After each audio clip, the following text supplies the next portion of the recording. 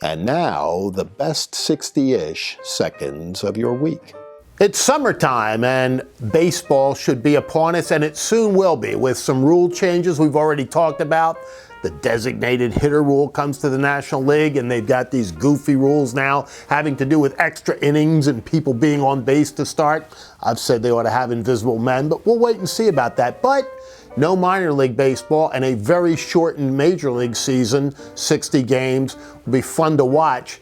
But that takes us to the fall. And what's going to be the fate of fall sports? We've already heard that the Ivy League has canceled the fall schedule.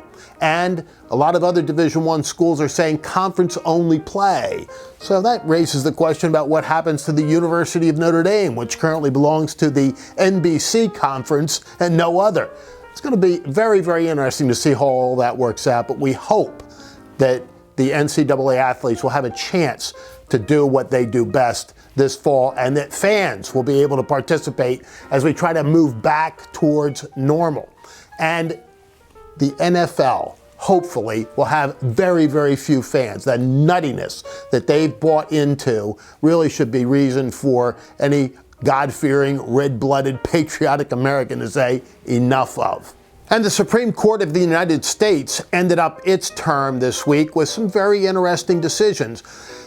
Not always do the headlines capture the nuances of the holding and rationale of the highest court in 2 or 3 words, and this was no different. The Trump tax case, for example, which really was his accounting firm at issue, was remanded back to the Southern District of New York for further litigation. We know how it's going to end up, but the question, of course, politically, and this is politically motivated, it's pretty obvious, will be most likely after the November election. Now, I've always been one that thought that a presidential candidate should, not should be required to, but should allow the public to look at their tax returns. I think that's part of a full view of the person and potential conflicts, etc., of their presidency. But it certainly is the right of a candidate not to do that, and then voters get to make their judgment, which they did about Donald Trump in 2016. But I also believe that candidates ought to release fully their medical records to the public for their view. And that's a real interesting question for 2020.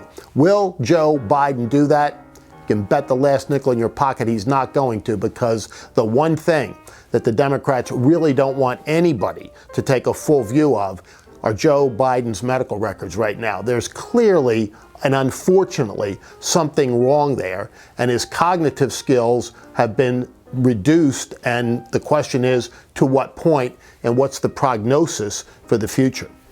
And of course, the Supreme Court also had a very interesting ruling written by Neil Gorsuch, interestingly, about the Creek Indian tribe in Oklahoma and a large patch of additional land, which the court said is under their reservation according to 19th century treaties that were in existence at the time Oklahoma was admitted to the Union. How far down the road that court case takes us is going to be very interesting to see, because there are potential other claims from other tribes that would take up basically the entire eastern half of the state of Oklahoma. The one at issue this week takes in the second largest city, Tulsa. So an awful lot of issues, not only with respect to courts, but also to taxation, come into play there. Stay tuned. And the Little Sisters of the Poor prevailed for the 3rd time. A bunch of Democratic attorneys general have been after them on conscience clauses related to contraception under the Affordable Care Act, aka Obamacare.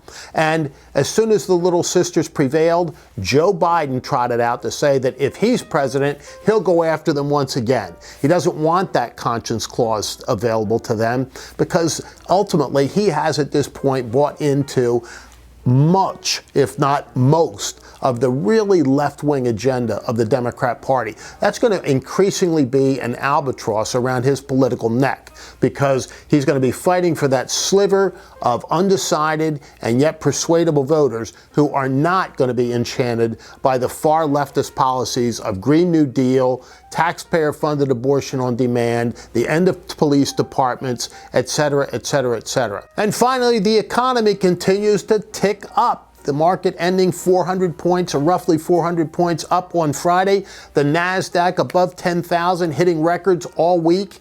And it looks to be an expanding market. Kudlow's now telling us that we've got a V curve, at least a swoosh curve. And even those that are having more dire predictions for the economy say that the third quarter may be a little bit flat, but the fourth quarter, and the election occurs during that fourth quarter, will feature some massive uptakes in the economy. If the economy can prove to be gotten back to what President Trump had it before the lockdowns and shutdowns, or at least show a easy path to getting back there, or a smooth path to getting back there, it dramatically increases his chances of re-election. Ultimately, it is the economy, and that is going to be the case in 2020, just as it has been in so many American elections. But if you want to see the downside of the economy, think about this. Brooks Brothers, the iconic manufacturer of clothing in the United States, bankrupt. Unfortunately, that's been the case for too many small businesses as well. It's time to get us fully back to work. It's time to get the economy back on track. It's time to get us all back to normal. And for now, that is the best 60-ish seconds of your week.